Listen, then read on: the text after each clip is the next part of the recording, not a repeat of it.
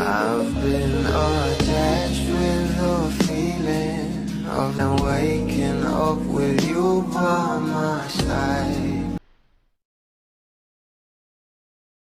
Alam naman natin na sa tagal nga ng tambala ng ating couple na sila Donnie at Belle ay talagang marami na nga silang mga endorsement na pinagsamahan, lalong lalo na nga itong Dunkin na talaga namang pinag-uusapan na kahit nga sa bahay ni Kuya ay talagang pinag-uusapan itong ating couple, lalong lalo na nga itong ating Belinda. Nagugulatin nga raw tayo. Anta rito nga guys ang video. Ano gusto ni Belle? Hindi ko sa'yo magdadala ng Dunkin.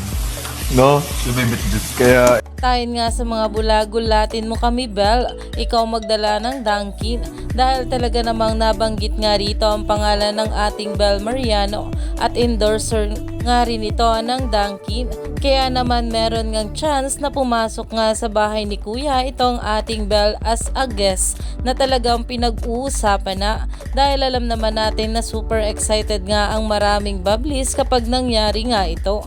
Kaya naman umani pa nga ito ng maraming komento at pinag-uusapan na.